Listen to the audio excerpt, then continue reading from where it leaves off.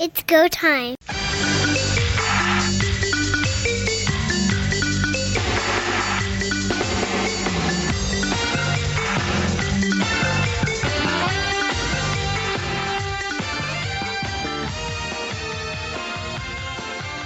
Raise your hand if you thought that Saskatchewan would be in first and Winnipeg last in the West at this point in the season. Welcome everyone to Third Down Gamble. I'm Don Charbon along with Heath Graham. Heath, you're all things Winnipeg and all things Blue Bombers. You've got 30 seconds to explain why the Bombers are in last place. Go. The biggest standout right now is the glaring holes in the interior of the offensive line, as well the injury to Brady Oliveira. Johnny Augustine is a capable running back, but Winnipeg has notoriously had Brady Oliveira and Andrew Harris in the backfield, who are phenomenal at picking up the blitz. Augustine's not that guy. We saw some defensive players zip by him and put some pressure on Zach Collaros. As well, there are some holes in the defense. How was that? You were right on 30 seconds. Well done. I'm impressed. Can't argue with anything you said. I know I would love to have Derek Taylor back on the show and just dig into that amazing brain of his and see what he could come up with. But it's a stunner for everybody. Montreal, Ottawa, and Saskatchewan, all three teams undefeated. We know after this weekend's play coming up that one team will be still undefeated. Will they be joined by another? That's the question. Seriously, who would have thought that those three would be undefeated at this moment? I guess the silver lining for Winnipeg is they're tied with Edmonton and Hamilton in the standings, so they're not alone in last place right now. They've got some work to do and a tough test coming up with the BC Lions coming into Winnipeg. I said after week 1 it wasn't time to panic. Week 2 we would kind of see where they stand. Week 3 with the Lions coming into town, this one is almost feeling like a must-win game for Winnipeg to have any chance at first place in the West, and it's hard to believe we're talking about that already. The Blue Bombers, last time they started the season 0-2 was 2016. That year they fell to actually 1-4, but wound up making the playoffs at 11-7, lost in the semifinal. That doesn't mean that their season's over. Anyone who thinks that it doesn't matter in June what happens, take a look at the standings right now. For Winnipeg to get past Saskatchewan, they're going to have to win 3 more games in their last 16 than the Rough Riders have to. That's huge. Now, for the Bombers, of course, it's fortunate they play the Riders 3 times, so they could gain them all in those matchups. Let's go back to probably the most interesting moment of the weekend, and that was illegal participation. If you watch the game on Sunday with the Saskatchewan Rough Riders and the Hamilton Tiger Cats, this happens with 2:51 to go in the third quarter. James Butler goes through the line, gets about a 3-yard gain, fumbles the football. Anthony Lanier II strips the ball of him, and the ball lays on the ground, and it's recovered by C.J. Rivas. Rough Riders think they have the football. Offense comes traipsing out on the field, but there seems to be some discussion about what's going on. And I thought at the moment that this is more than just whether or not the knee was on the ground. This is a question of could Rivas actually recover the football. After the review is taken, the booth comes back and categorically states that Rivas could not participate in the play because he'd lost his helmet. Even though the football literally just landed right beside him, he couldn't reach out with his arm to recover it. Letter of the law says it is illegal for a player who loses their helmet to continue to participate in the play. That is under Article 8. It's the very last line of Article 8. It's a 10-yard penalty if you do so. The turnover is flipped. Hamilton gets the ball back. People are stunned. Dwayne Ford is like, I understand the letter of the law, but is that its entire intent? But this is almost like going 101 kilometers in a 100 zone and getting a ticket. It's black and white. It is, and what an unfortunate time in that game. It could have cost the Riders the game. Fortunately for them, they overcame that penalty, scored points late, and took this one away from Hamilton. It was a very close call. C.J. Rivas didn't really do anything wrong. He was laying on the ground, and as you said, the ball pretty much came to him, and he rolled over on it or kind of scooped it underneath him. Very little participation for it to be illegal participation.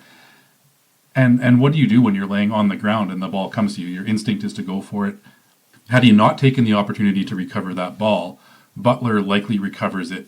Hamilton maintains possession. By Revis reaching out and grabbing it, it resulted in a 10-yard penalty and the turnover being flipped. Tough one to swallow for the Riders, but absolutely to the letter of the law, the correct call. And you have to be black and white on some of these interpretations of the rules. This one in particular is pretty clear. And if you want to interpret it that way, he did participate illegally with his helmet off. Now, I guess the question is, what would have happened had the ball literally fallen right on him in that situation? Is it still because the course of the play he still participated illegally, or through no fault of his own he becomes in possession of the football? It seems to be, at least in the reading of the rule, that it's irrelevant. If you participate, it doesn't matter if the play comes to you or you go to the play, it's irrelevant.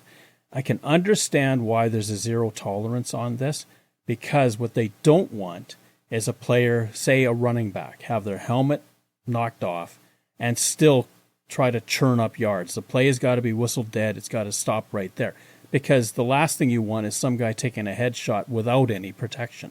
And this is the major concern. It really hurt the Rough Riders at the moment. Within 2 plays, Keandre Smith had a deep ball, and the Tiger Cats suddenly were in the end zone the next play.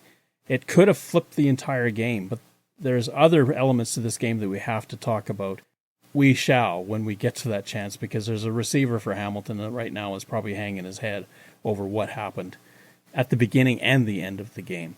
It really is the right call, but it is so literally the letter of the law, not an interpretation, just strictly the letter of the law that people, I can understand their angst over, but you got to be zero on this. This has got to be no ands ifs.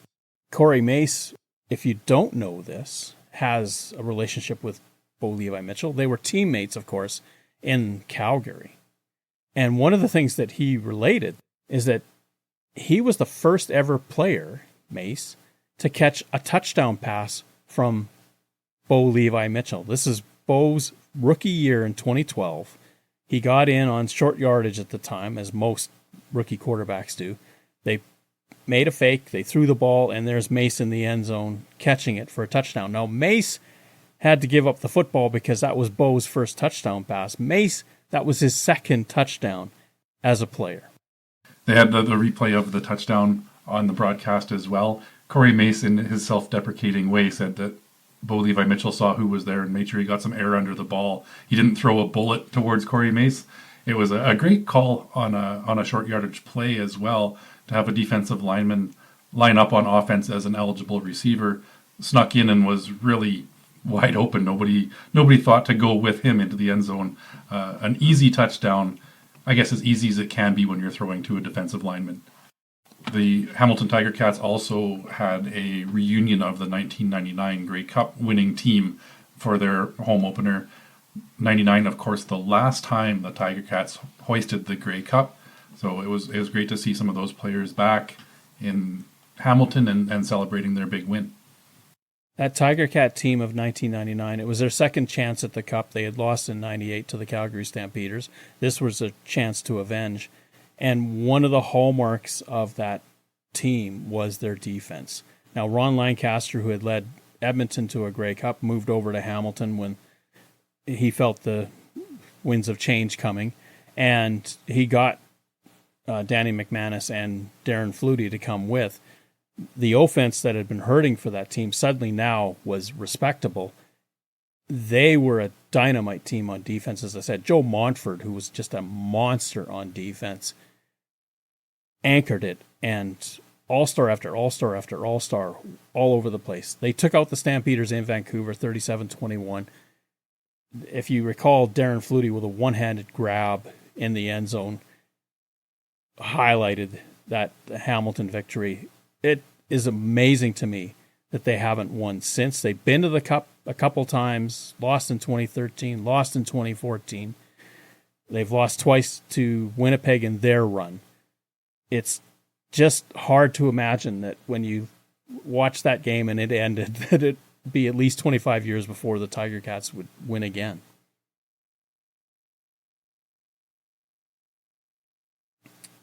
Here's a pet peeve of mine. This one just drives me bonkers. What is it about third jerseys and their inability to have contrasting numbers? I was in Edmonton when they unveiled their third jerseys on the field against the Saskatchewan Roughriders. With the Roughriders, I could see their numbers anywhere they were on the field. With the Elks, it was hard enough to see them on the bench in front of me, and I was 10 rows deep. Piping the contrasting color is one thing.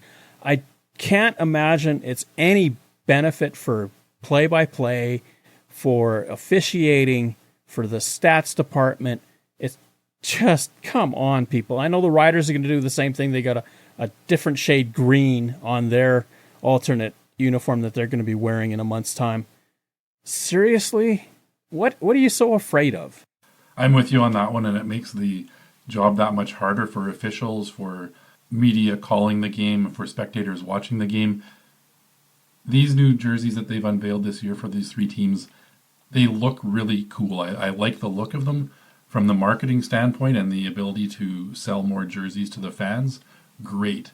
But from the on-field product, it's reminiscent of the Ontario license plate fiasco where you couldn't read the license plates. It's a very similar situation and a similar problem that I think has to be rectified in order for everybody involved to do their job properly. It could be amended in the rule book under uniforms where the numbers have to be a contrasting color, filled in color, so that they can be read easily. If you can't hold the jersey up at midfield and see that number from the goal line, then it's not good enough. You have to do better. I just don't understand this. Make it contrasting so that it's simple, so that everybody watching and everybody that needs that information can follow it. Like I say, it just drives me nuts. Like, seriously, people, make these things function over form, not the other way around. And you're not the first person that has voiced this concern, so we'll have to keep an eye on it and see what happens if they do make changes throughout the season. They are a third jersey, so it's not like they're going to be in play every home game for all of these teams, but there are plans to wear them more often than just the one time, so we'll have to see if they make any corrections before the next go round. Hey, this is Reed from the Markcast. You're listening to Third Down Gamble.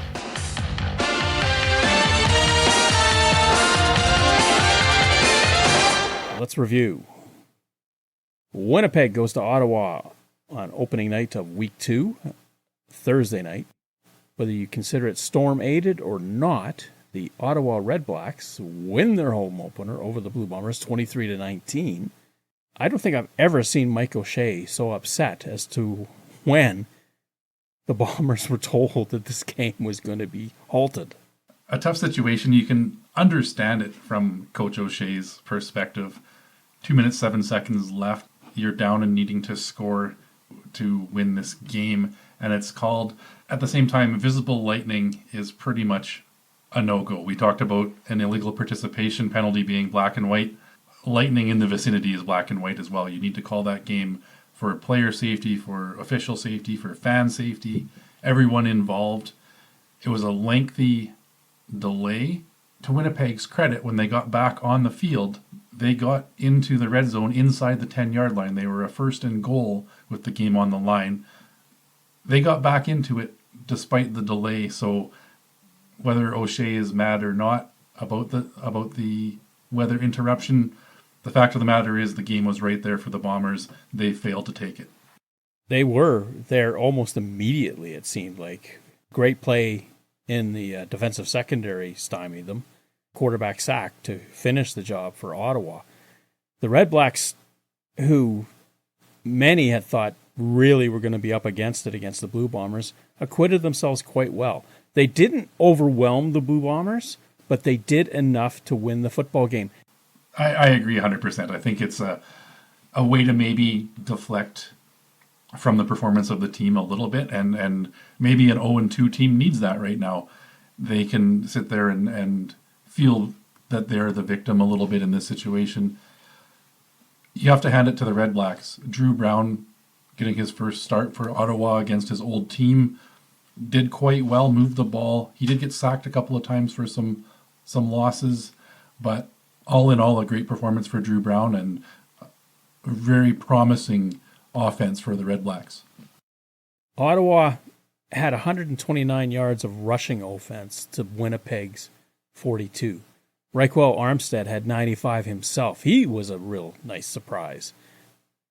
The Red Blacks and the Blue Bombers were tight at halftime, 16-10. Winnipeg scores a touchdown in the third quarter to go ahead, and then the Red Blacks come back down the field in the fourth and get the lead back. This is one of the few times when Richie Leone runs around trying to give up a safety that I agree that the safety's in order, because here you're trying to run down the clock and gain field position. Now, smartly, the Blue Bombers have the option of taking the ball at the 40, and they did to save time, to give themselves one more chance. It just didn't work out.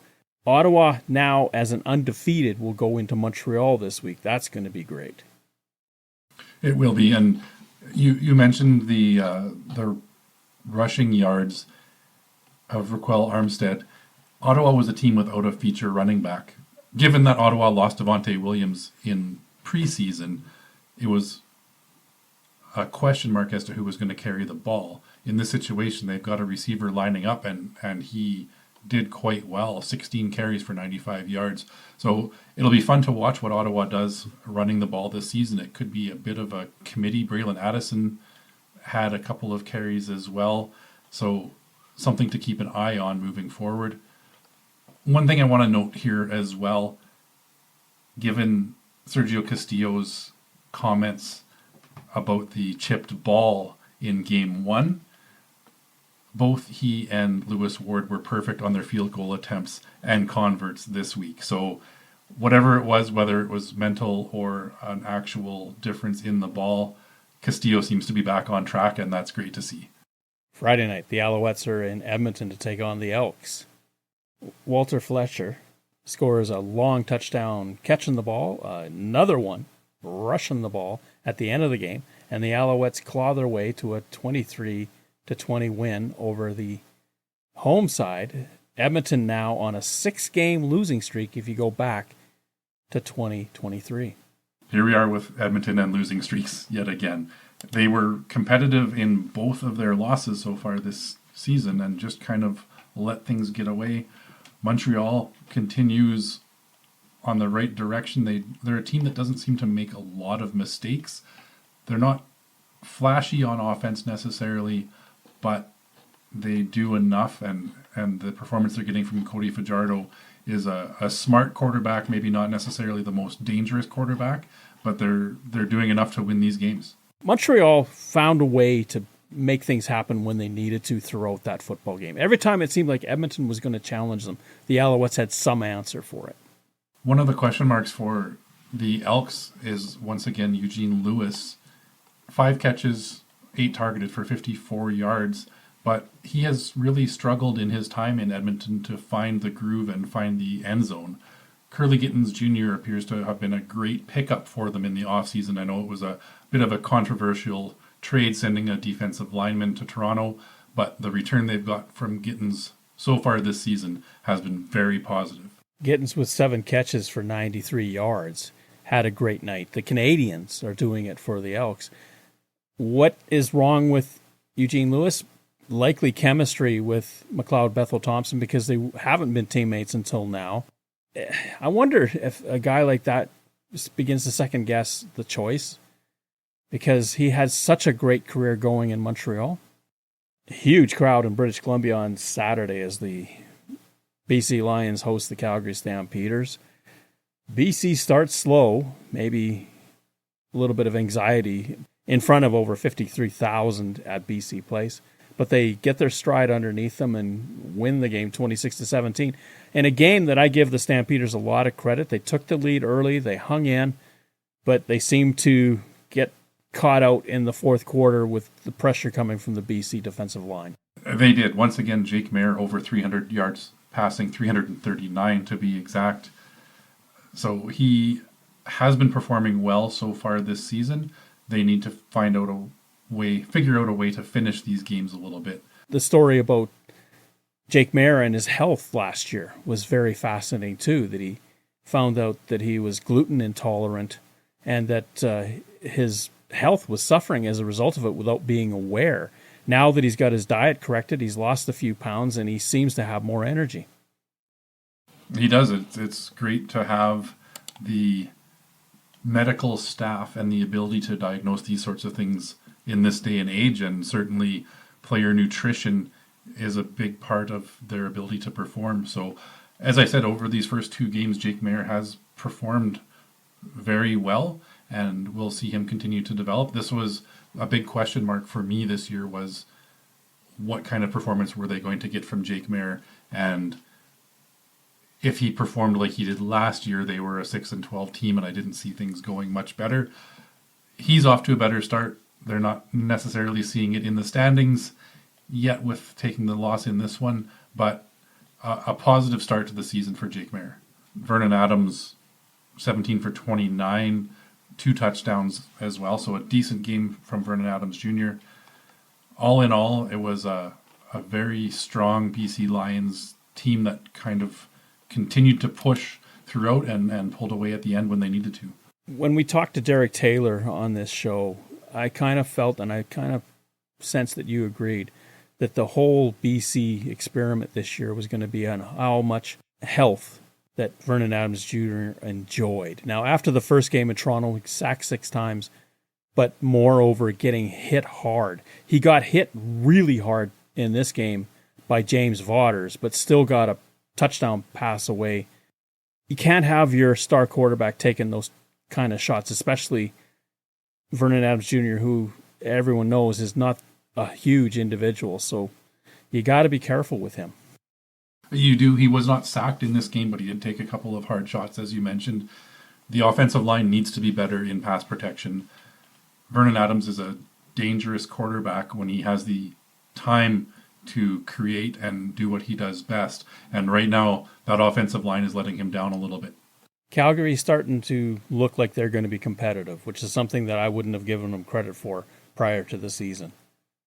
Sunday, we go to Hamilton, and the Hamilton Tiger Cats open up their home sked against the Saskatchewan Roughriders in a wild, crazy game. Tim White again has his signature all over this, in part for the right reason, but sadly for the wrong reasons. Compare him to Keon Schaefer-Baker. Tim White on the opening drive for the Tiger Cats has a gimme touchdown pass and drops the ball. Saskatchewan's first touchdown is courtesy of Schaefer-Baker on a pass reception where he has to struggle to get into the end zone after making a great catch. Flip to the end of the game. Saskatchewan has scored. They've tied the game. There's 41 seconds left. Bo Levi Mitchell throws an out to the left to Tim White, and he inexplicably loses control of the ball, bats it up in the air, and C.J. Avery with a huge interception. The Rough Riders have a pick and are set up to win the football game in the last 30 seconds. Who would have thought that? This is one of those, you love the CFL because the last 3 minutes you never know what's going to happen, and we certainly saw that in this game. It looked like it was headed towards overtime, or possibly the Tiger Cats getting a chance to kick even a single to win this game. A costly mistake by Tim White. Now, in his defense, he was sliding a little bit. The ball did bounce off of him and up into the air to allow the Rough Riders to intercept it. If you want to compare apples to apples of those two receivers, it's great because they were both targeted 9 times. Keon Schaefer-Baker had 7 catches, 109 yards, 2 touchdowns, and 27 yards after the catch. Tim White targeted 9 times, 4 receptions for 57 yards, and 11 yards after the catch. So a bit of a night and day there. Schaefer-Baker had a huge game, and had Tim White converted on those 2 targets, the game would have probably gone the other way and we'd be looking at a better night for him, but certainly one that he wants to forget about and move on. Bo Levi Mitchell was very supportive after the game, saying that he told Tim White he's going to him in those situations every time. This didn't change his opinion of him as a receiver. A tough night, but he's just got to shake it off and move on. Tim White, right now, it's all between the ears. It's not the mechanics. It's not his hands. He's just, they often say that he's overthinking it. And I kind of understand that, because when the ball comes to you, instead of just focusing on, got to get the catch, he's thinking about, am I going to catch this? You get that teeny little bit of doubt in your mind, and that's when mistakes happen. And he's going to get through this. You got to get through the tough times. He's an MLP candidate from 2023. It's not like he forgot how to play football. I think he will bounce back. And it sounds like Mitchell has all the confidence in the world in him. He just needs to get a couple of those catches under his belt and turn things the other way. If we want to look at players turning things around, Brett Lothar struggled mightily in the preseason, and there were some questions about his ability. Once again, 4 for 4 in this game, including the game-winning field goal. He's been perfect on game-tying and game-winning field goals in the fourth quarter. He is unflappable, and Mark Leggio also deserves a bit of a nod. Pretty much run out of Winnipeg for his struggles kicking. Since he's come to Hamilton, he's settled in and was a perfect 3 for 3 on field goals, as well made his convert. He's got a new lease on life in Hamilton, and he's taking advantage of it. Trevor Harris completes 31 for 390. Bo Levi completes 27 for 380. You had an aerial circus. The running game for both teams just wasn't there. AJ Ouellette is still not finding his way. An offensive line for the Rough Riders that lost Philip Blake. Just a brutal injury for him to suffer, and another season maybe lost. Rough Riders and the Ticats get back into it this week. Quirk in the schedule that an East and a West foe meet back-to-back. One thing I think the Riders did well, you mentioned Ouellette struggling with rushing the ball, 11 carries for 32 yards. He was 4 for 4 on targeted receptions for 27 yards as well. So they are getting him involved in the offense as they work through the running game. And a guy like that on those short dump down passes can get you a lot of yards after the catch. 27 yards receiving, 23 of those after the catch. So he's a guy that's not afraid of contact and will turn it upfield and run it as hard as he can. On film, the other third of the equation for a running back is how well do you protect the quarterback. If he's grading out well, blocking and picking up blitzes, then his rushing numbers will be of less concern to the Rough Riders. Third down.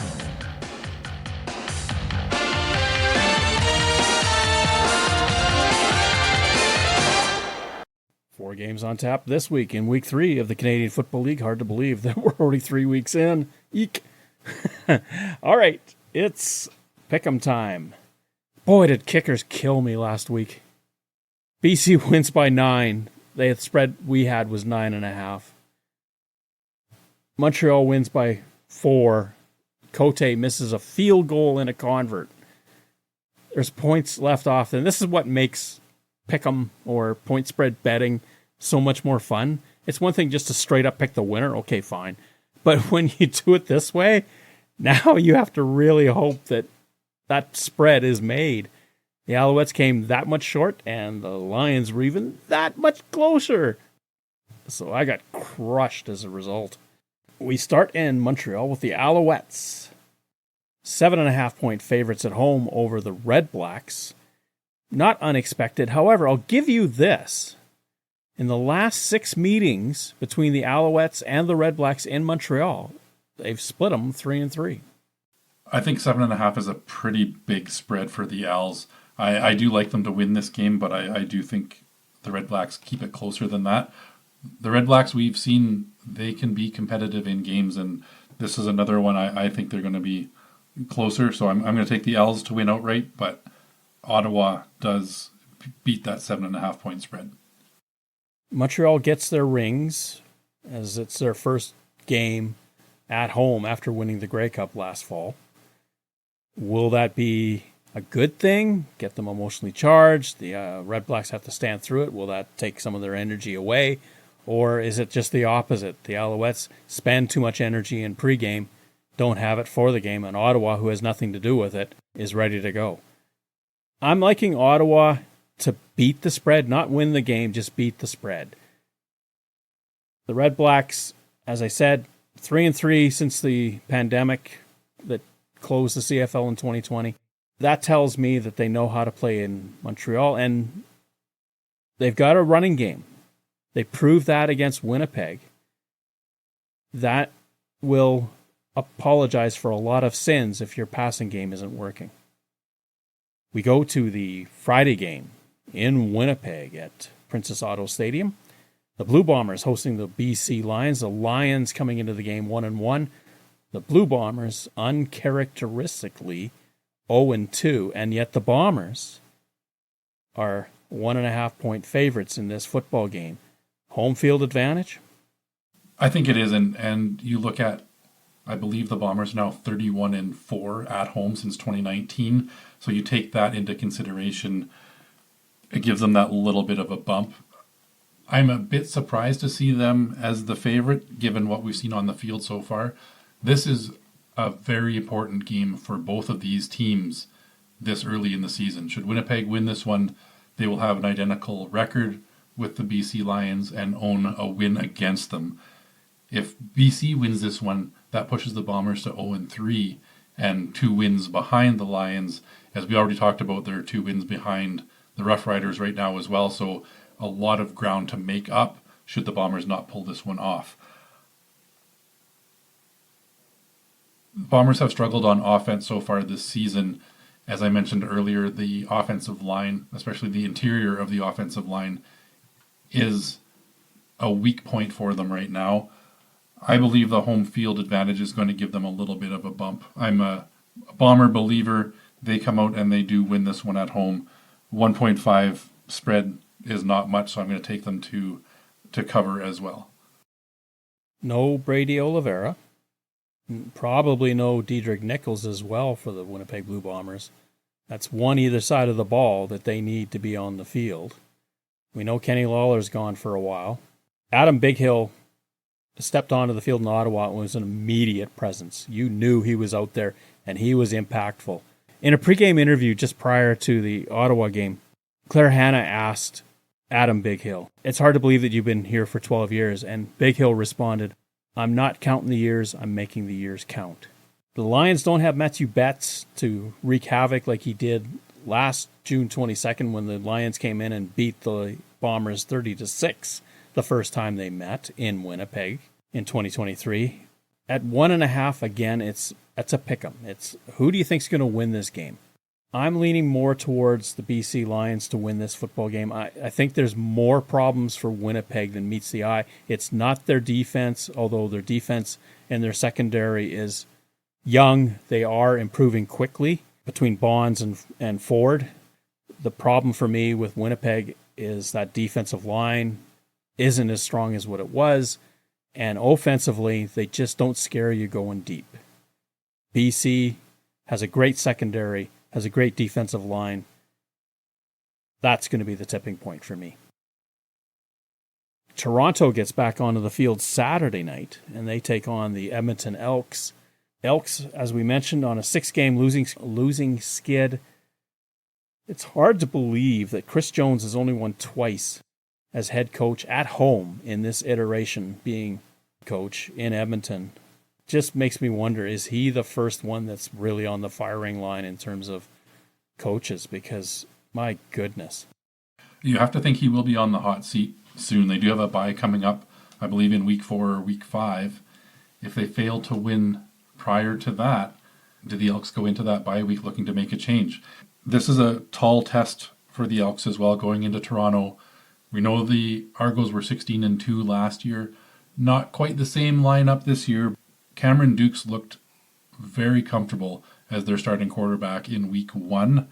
I like the Argonauts at home in this one, and 6.5. I think they win by a touchdown, so I'm taking Toronto to win and to cover. Cameron Dukes is probably going to make a lot of people forget about Chad Kelly very soon, if he can continue to perform the way he did opening night. Toronto has all kinds of weapons on offense. Their defense is stout. This will be the first time that McLeod Bethel Thompson plays his old team. He spent his entire CFL career in Toronto. You got to figure that he's going to be jacked up for this, and maybe too jacked up. One thing that the Argos defensive line did is that game, as the game wore on against BC, they started to dominate. And I think you're going to see the same thing against Edmonton. That offensive line for Edmonton is good, but I don't know if they're that good. I like Toronto to cover as well. We finish with the rematch between the Hamilton Tiger Cats and the Saskatchewan Roughriders. The Riders are 3.5-point favorites at home. It's their first home game after spending the first 2 weeks on the road. And interestingly, they and the Montreal Alouettes did it on the road to start the season. If it's anything like their game last week, hold on, 770 yards passing in that game alone. This one could be a repeat. And I do think the Riders get a bit of a home field bump for their home opener. They're going to be fired up. 3.5 isn't too big of a spread, so I'm taking the Riders to win and to cover this one. It could be a shootout again. I wouldn't be surprised if both teams creep up into that 30-35 point range as well. Should be an exciting finish to the week. Scott Milanovich, after the game in his post-game presser, was spitting nails as the questions were coming at him. He was not impolite, but you could tell he was just seething over what had happened to the Tiger Cats on two levels. One, that they gave up a long drive to allow the game-tying touchdown in the final 3 minutes. And then, of course, the miscue with Tim White and the ball being intercepted by C.J. Avery. Next thing you know, it's all over for the Tiger Cats as Lowther hits another clutch field goal. I think he's 11 for 11 in game-winning situations. Crowd is going to be huge in Regina because there is excitement. This team hasn't lost a football game yet, preseason or regular, under Corey Mace.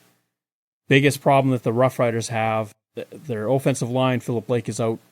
Ryan Sevier is going to have to step up big time. The other thing that they have to worry about, and this I just don't know what they're going to do to fix this. They've got to control undisciplined penalties. Again, in Hamilton, they were taking misconduct penalties, roughing penalties.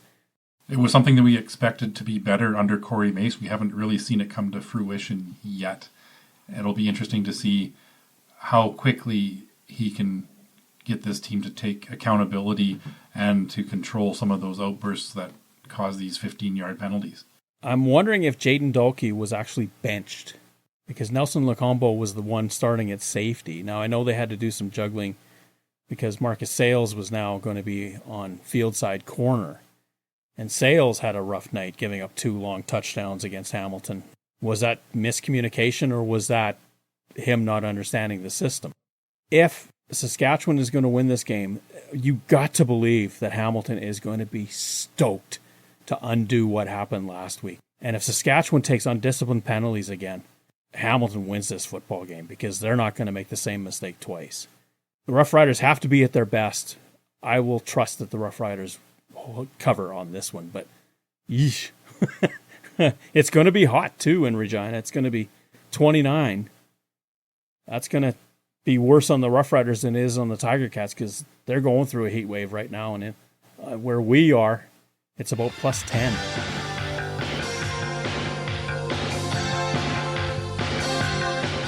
Third Down Gamble uses the expert resources of the Canadian Football League and 3 Down Nation. For up-to-date, insightful statistics and analysis, please visit cfl.ca and 3downnation.com. The CFL on CBC theme music is used with written permission from the Canadian Broadcasting Corporation.